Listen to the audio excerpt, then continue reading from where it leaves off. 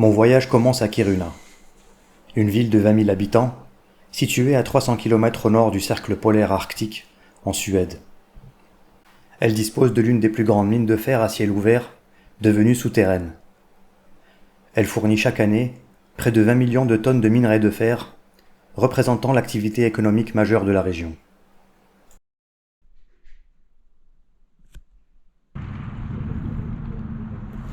Après une nuit d'hôtel, je me dirige vers la gare ferroviaire pour rejoindre la ville d'Abisko, qui sera le point de départ de mon expédition. Compte tenu des conditions météorologiques de la région, avec un froid pouvant aller jusqu'à moins 45 degrés, je pars récolter quelques informations en interrogeant les habitants. And it's like this year it's much less snow and it's so hard. I don't know, are you going on your feet or Skiing. Then you have to be very careful. Okay. Because it's so hard on ice. Oh. And there might be some places avalanche risks. But perhaps you can.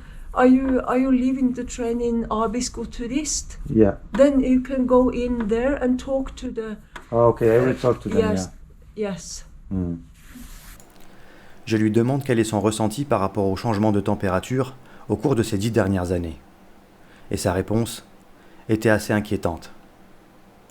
Yes, it's much warmer now, and this winter has been extreme.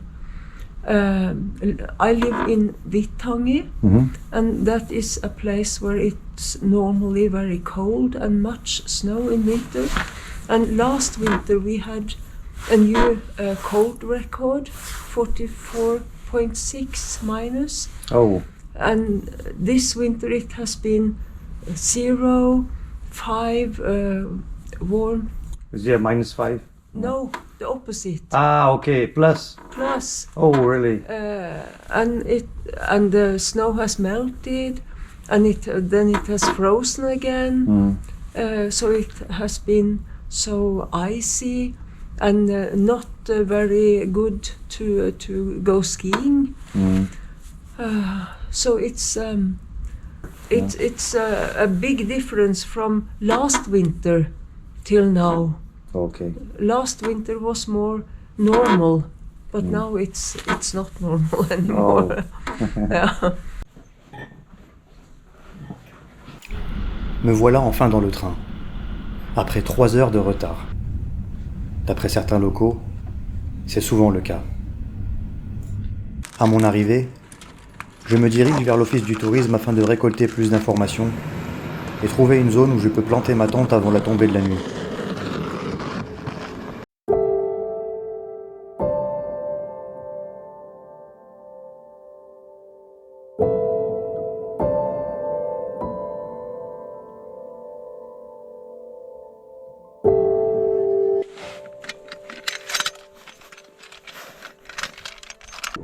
Ça, c'est une pelle de survie multifonction et c'est génial. Ça sert vraiment à creuser pour quand il y a beaucoup de neige. Là, il n'y en a pas beaucoup. Ça sert aussi à planter des piquets, à couper du bois. Enfin, c'est vraiment top ça.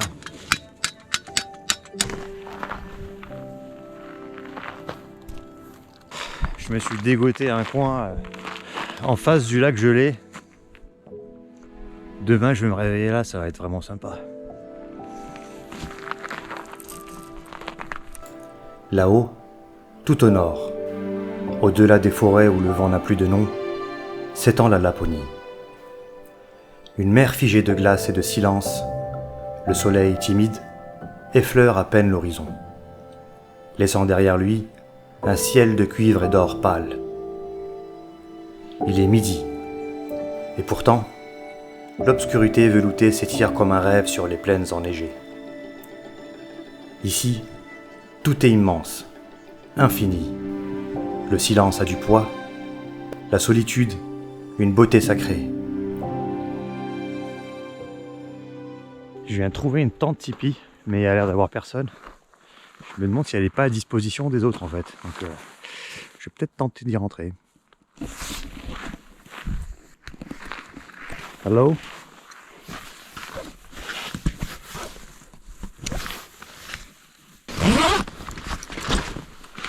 oui, mais non.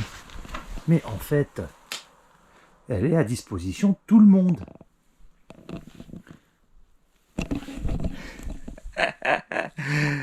Putain, c'est un truc qu'ils ont mis là, à disposition des autres, quoi. Non, mais c'est une dinguerie.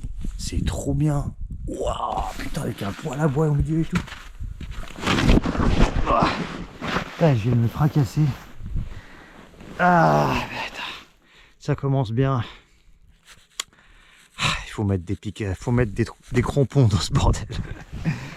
Bon, ça va aller le coup de se péter la gueule. J'ai trouvé un coin sympa.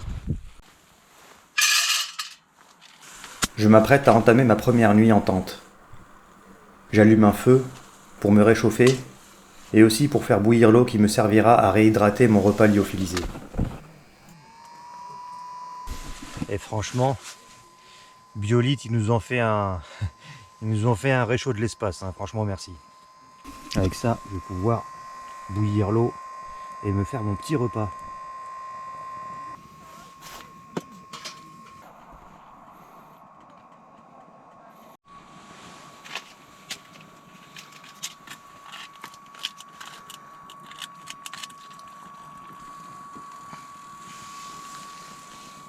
Purée de pommes de terre.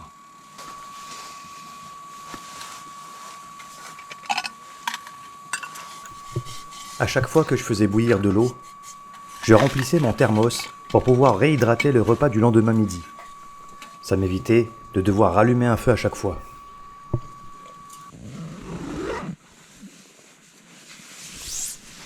J'ai passé une nuit difficile. Je m'étais pris moins 16 degrés et j'ai quasiment pas dormi. Ma gourde, qui était juste à côté de ma tête, s'était transformée en glaçon.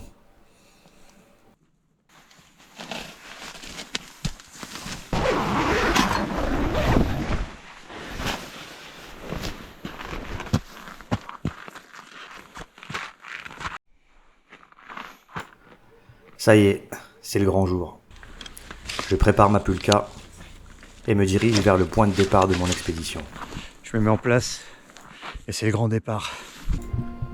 Je vais donc devoir parcourir 101 km en 7 jours et en autonomie, à travers les sentiers neigeux, les forêts, les pentes enneigées et parfois des dénivelés importants. Sans oublier les lacs gelés qui risqueront de s'effondrer sous mon poids si la température n'est pas suffisamment basse. Je vais aussi devoir affronter les conditions météorologiques qui ne feront que changer tous les jours. Des refuges et des cabanes de secours sont présentes le long du parcours, mais au cas où, j'ai ma tente et mes équipements. Seulement, je suis seul et je ne pourrai compter que sur moi-même.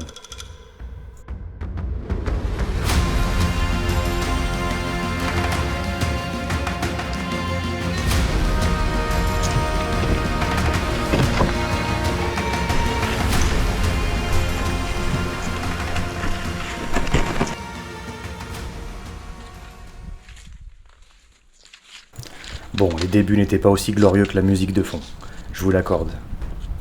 Et il m'a fallu un certain temps avant de trouver mon équilibre.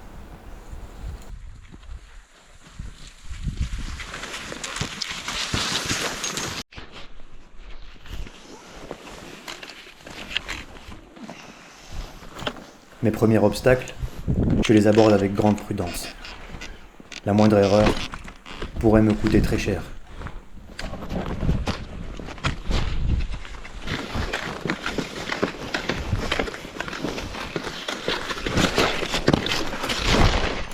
Je me retrouve encore une fois par terre. West Coast represent. Sur les premiers kilomètres depuis Abisko, j'ai souvent aperçu des motoneiges de tourisme.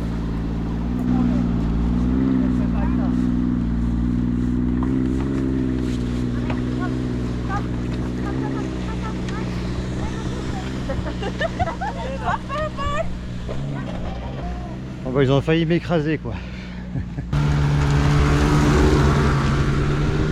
Ici même les nuages prennent la forme d'une aurore boréale.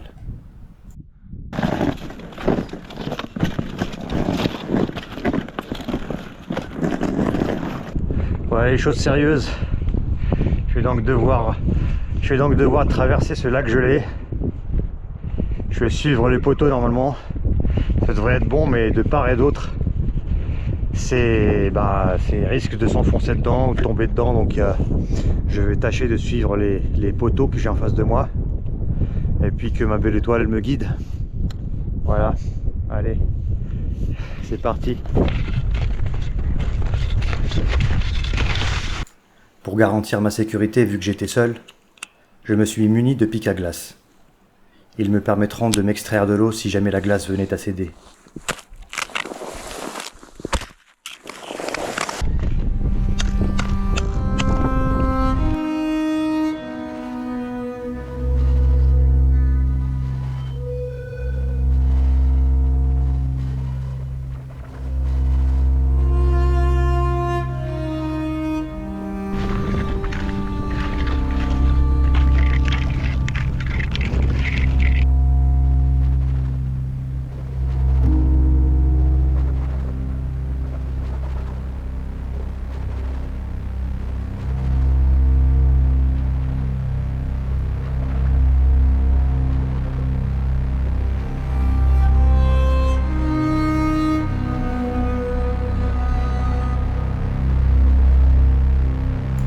Après avoir traversé le lac gelé, j'aperçois le premier refuge, Abisko Jaures.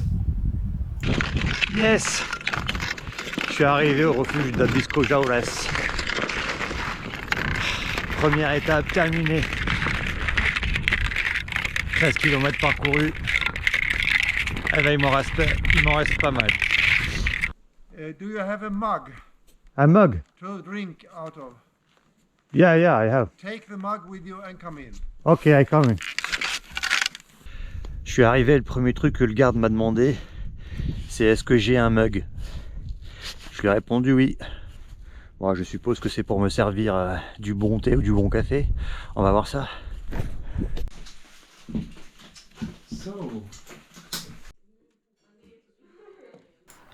Je me réchauffe près du poêle à bois et m'apprête à passer ma première nuit en refuge. Demain, je vais devoir parcourir 22 km. Ça sera la journée la plus difficile de l'expédition.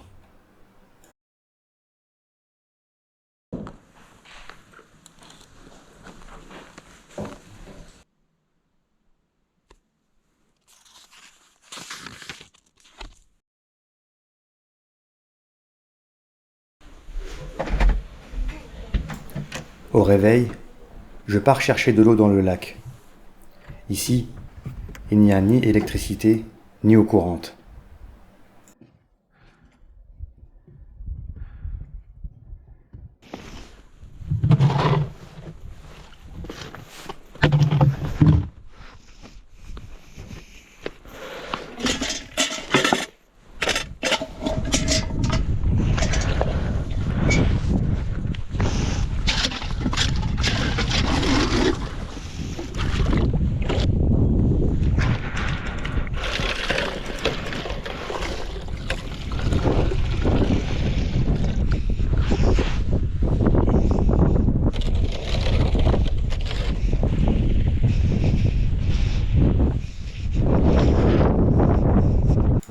C'est parti pour 22 km.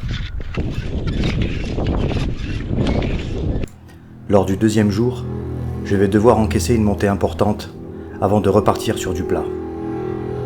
Avec les skis et une pulka de 40 kg à tracter, c'était vraiment pas du gâteau.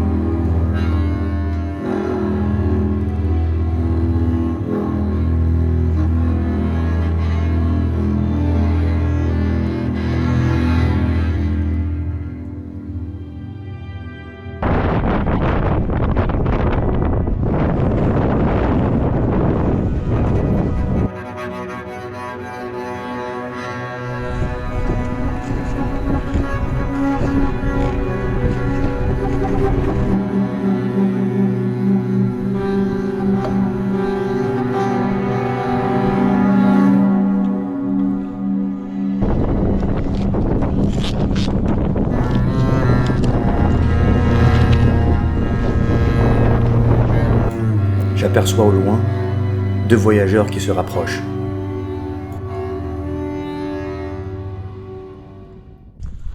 Hey guys! Ça va, mon ami?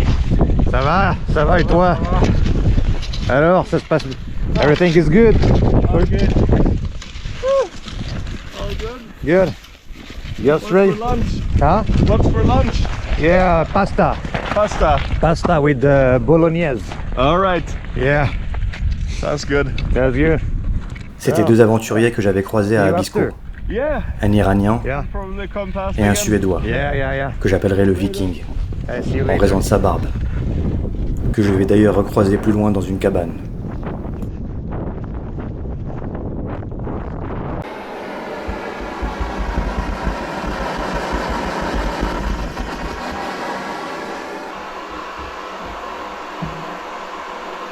Alors là, je viens de tomber sur mes les deux potes de tout à l'heure, et ils ont une potion magique avec eux, quoi. Attention, ça rigole pas.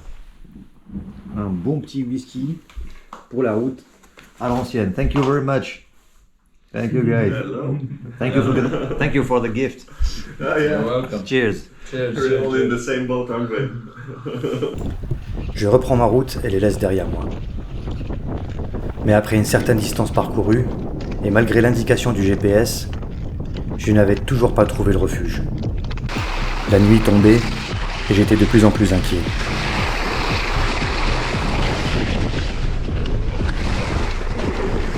Je m'étais retrouvé dans une situation assez délicate. En fait, j'avais fait une erreur. J'avais téléchargé le tracé GPX d'une personne sur internet qui avait fait le même parcours que moi. Et je l'avais mis sur ma montre. Et il était censé m'indiquer donc le point de départ Abisko Jaurès et le point d'arrivée, le refuge d'Alès Jaurès. Bon. Sauf que lorsque je suis arrivé au point Alès Jaurès, je voyais toujours pas le refuge, quoi. Et donc du coup j'ai commencé à psychoter en me disant mais je l'ai peut-être raté, ou alors il était juste un peu plus loin et il fallait que je continue. Le problème qui se posait, c'est que j'allais me prendre la nuit dans 10 minutes. Et la réalité, je me suis rendu compte après, c'est que le point d'arrivée à l'Alès Jaurès sur ma montre, en réalité il n'indiquait pas le refuge. Il indiquait un point de bivouac. Donc je m'étais retrouvé au milieu de nulle part avec la tombée de la nuit imminente. Plus, j'avais pas une grande connaissance des prédateurs du coin, enfin hormis que les ours étaient en hibernation. Enfin quand même, j'étais pas rassuré et j'ai pris peur, quoi. Ouais. Donc il a fallu que je prenne une décision assez rapidement. Soit je continuais à marcher, mais là je marchais de nuit, seul, et je savais pas dans combien de temps que j'allais arriver. C'était un risque. Soit je plantais ma tente sur place, mais j'avais pas envie. J'étais vraiment fatigué, avec le froid, le manque de visibilité. Bon. Ou alors la troisième possibilité, c'était de revenir en arrière et de retrouver les 2 voyageurs que j'avais croisés dans la cabane, quoi. Et finalement, du coup, faire le trajet avec eux, c'était plus safe pour moi. Et c'est ce que j'ai fait, quoi. Après les avoir rejoints, et à ma grande surprise, ils étaient dans la même situation que moi. Nous nous sommes concertés, et afin de gagner du temps, on décide de traverser le lac gelé au lieu de suivre le chemin balisé. On gardera un espacement de 5 mètres afin de ne pas concentrer notre poids et risquer de briser la glace.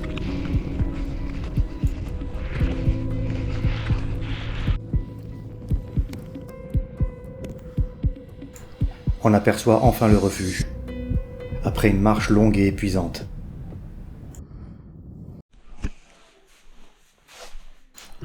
J'arrive au refuge épuisé. J'avais jamais vécu une marche aussi difficile. Je me suis endormi directement après avoir mis du bois dans la cheminée.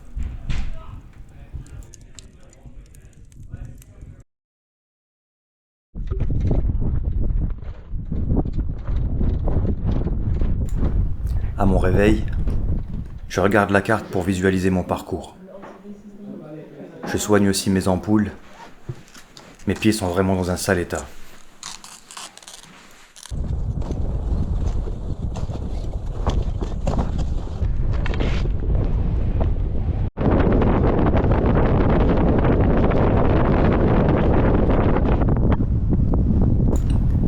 bourrasque de vent m'offre un magnifique spectacle.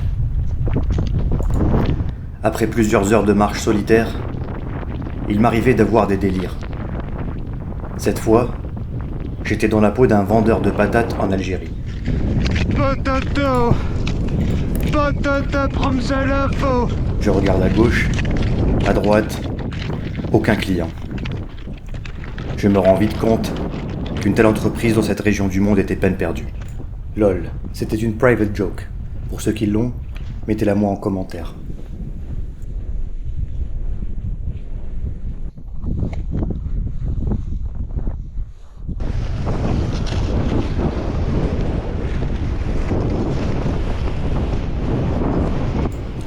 Avec la fatigue accumulée, je peine à en venir à bout du parcours. Mes pas deviennent très lents. Je m'endors quasiment et je suis à bout de force. Mais je n'ai pas d'autre choix que d'avancer.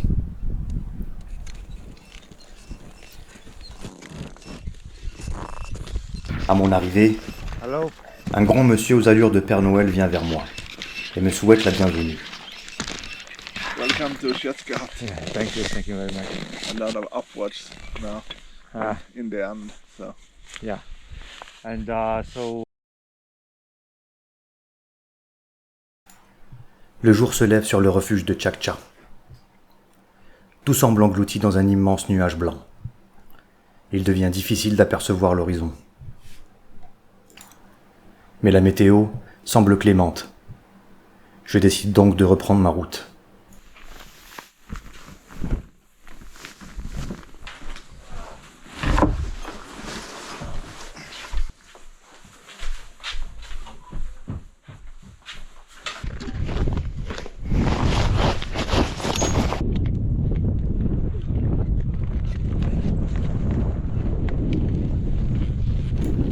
Aujourd'hui, la visibilité semble très réduite. La neige tombe sans fin, en silence, comme si le ciel s'effritait lentement sur la terre blanche. Le vent, lui, n'était pas silencieux. Il hurlait, sifflait, fouettait mon visage à chaque pas que j'arrachais à l'immensité gelée. Les croix rouges qui arborent mon passage semblent interminables. Jusqu'au moment où j'aperçois enfin une cabane, pour m'y reposer, manger et puis repartir.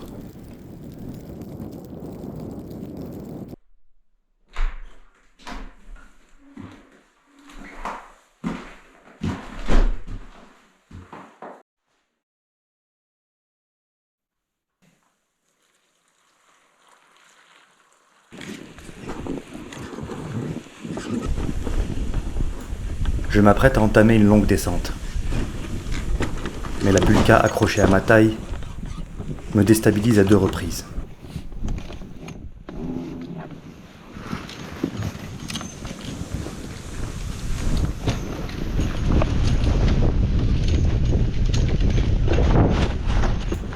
À chaque fois que je tombe et je sais pas pourquoi, c'est toujours la même expression qui refait surface. West Coast represent. Mon regard allait d'une montagne à l'autre. Je m'étais arrêté plusieurs fois pour mieux entendre. Le silence avait quelque chose de suspect ici. Trop pur, trop tendu. Comme si la montagne retenait son souffle. J'étais pas un touriste. Je connaissais la neige.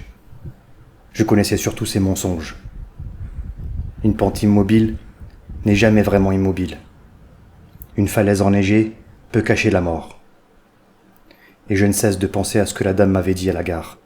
Some places avalanche Oh. risks.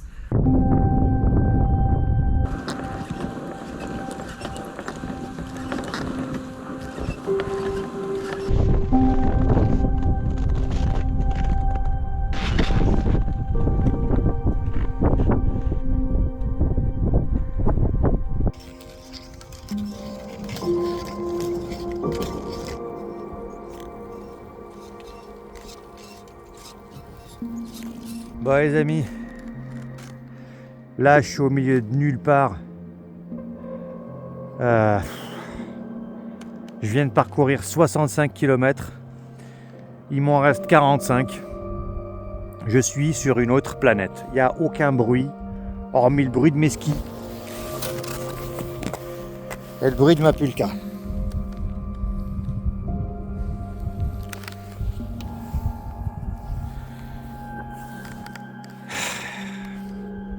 Hier j'avais vent, c'était tout blanc, je voyais rien, aucune visibilité. Aujourd'hui c'est grand beau, grand soleil. Avant-hier j'étais dans la forêt. Tous les jours, je suis sur une autre planète quoi. C'est dingue ici, c'est dingue. L'extrême nord de la Suède, c'est une dinguerie. La Kungsleden, c'est un truc de fou. Bon.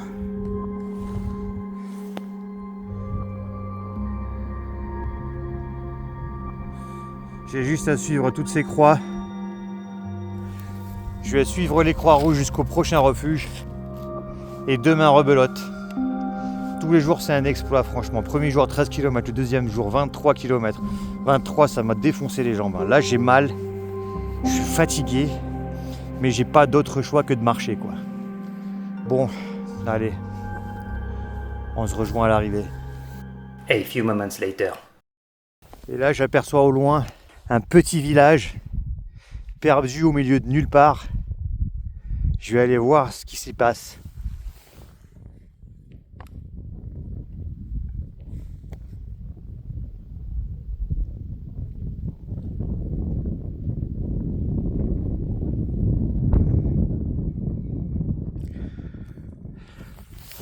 Allez, on se rejoint à l'arrivée. Il me reste encore 2 jours, 2 à 3 jours de marche. Bon, je tiens bon. Je vais y arriver. Je retourne à la maison. Dans 2-3 jours. Je commence à apercevoir la civilisation. Hello.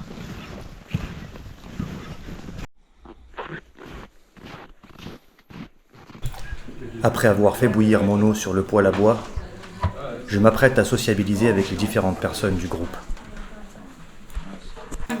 Une bonne ambiance règne au refuge de Singi. Elisabeth nous a appris à tous un jeu de cartes qui s'appelle le Doobidoo. Il sera le jeu officiel de la Kungsleden.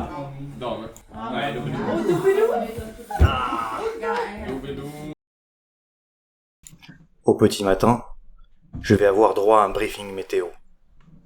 The weather today is going to be cloudy and -8 degrees and not much wind, only 3 to 6 meter per second. But in the middle of the day it's going to be snowy and -4 and not much wind, but in the evening it's going to keep on snowing and it's going to be windy, 10 to 14 seconds per meter. Okay, thank you very much. Lorsque je lui demande quel est son ressenti vis-à-vis du réchauffement climatique observé durant ces dernières années, la discussion prend une autre tournure. And how many, do you know how many degrees did you lose? Between 5 years ago and now, actually. Yeah, but they say, we listen to the radio, and they say February, up here, in the north of Sweden, it's like 4 degrees warmer than it used to be. So they says it's so much warmer. When I talked to my friends in Kiruna last winter, it's like minus 25 to 30 degrees, lots of times, and it was much snow. This winter is one day is so cold, and then it's plus. Oh. It's completely up and down. Yeah. So, but I really hope it's a special year. It's not going to be like this. Forever. No. Yeah. Là, je vois un superbe malamute d'Alaska. Hello. Ah. I can touch him. Hey! Hello, man. Hey, bro. Oh, yeah. I was scared about you. I didn't know what you want. Nej, nej, Oh, no, no, don't let's jump. Inte hoppa. leave him. I'm okay with that. Yeah? He,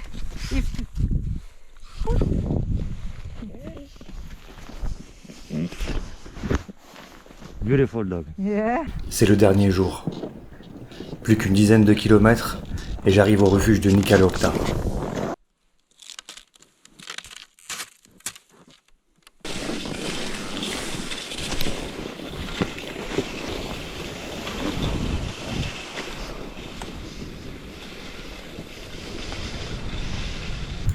Voilà comment je voyais l'extérieur tout au long du voyage. L'impression d'avancer sur la planète Mars. Me voilà arrivé sur un nouveau paysage. Une espèce de végétation apocalyptique. Des flaques d'eau gelée, des cailloux. Et enfin ce que j'attendais depuis longtemps. Enfin j'aperçois des rennes, enfin!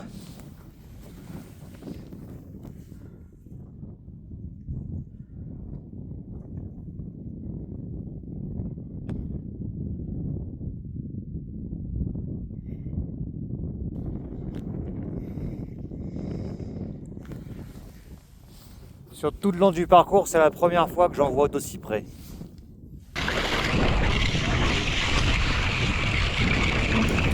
Un dernier lac gelé avant d'arriver au refuge.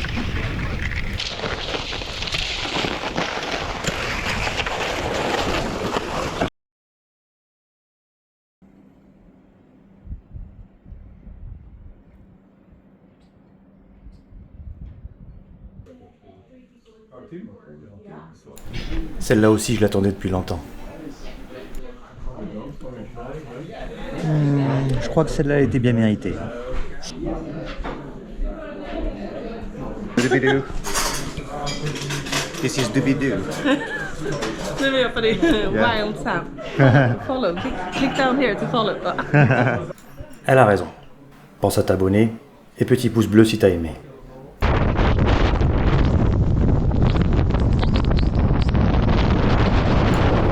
Une forte tempête balaye le refuge. Je vais être contraint de rester un jour supplémentaire. Ça me laissera le temps de me reposer et de réfléchir à tout ce que je viens de vivre. Ça y est, j'y suis. Je regarde une dernière fois les montagnes. Je suis reconnaissant. Merci. Merci à cette nature sauvage et hostile de m'avoir accepté. Merci. Je suis en vie. Et plus encore. Hello. Bonjour. Yeah. Bye bye guys.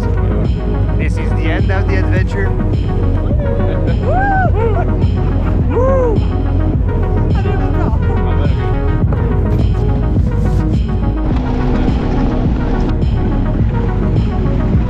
Bye guys. Bye bye.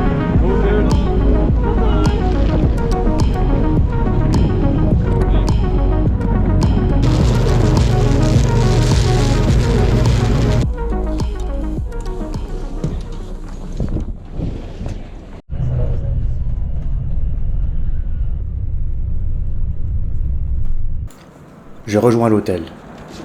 À pied. Après tout ce que je viens de parcourir, ma perception des distances avait complètement changé.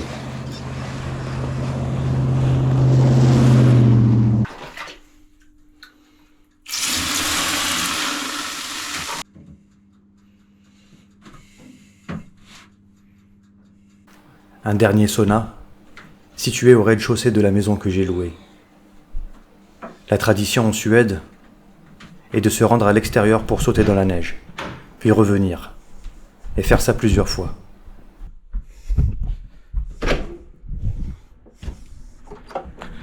Refroidissement radical. Le froid favorise la circulation sanguine et donc la récupération musculaire. Bon, j'étais le seul fou dehors qui se roulait dans la neige, mais bon, ça me va. J'accepte. Ça fait du bien. Cryothérapie, sauna. Mais quoi, je suis un vrai Suédois, moi.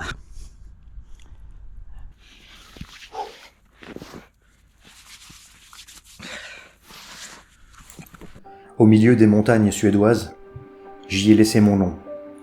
101 km. C'est ce que disait ma montre. Mais ce n'était qu'un chiffre, un détail, comparé à la distance que j'ai parcourue à l'intérieur de moi-même. J'étais venu chercher quelque chose. Je ne savais pas quoi au départ. Une sorte de réponse, peut-être, ou une confrontation. La vérité nue, sans le bruit du monde. J'avais marché sans musique, sans autre voix que celle du vent et des rivières gelées. Oui, à la fin, je sentais quelque chose de changer en moi. Ce n'était pas une réponse que j'avais trouvée, mais une acceptation. J'avais vu mes limites. Je les avais testées, parfois flirté avec l'épuisement. Mais j'avais continué. Et dans cette persévérance silencieuse, j'avais trouvé une paix que le monde moderne ne m'avait jamais offert. Je n'étais plus le même homme. Non pas parce que j'avais parcouru 101 km, mais parce que j'avais appris à marcher avec moi-même. Ce voyage qui vous semble lointain était en réalité pour moi un long voyage intérieur.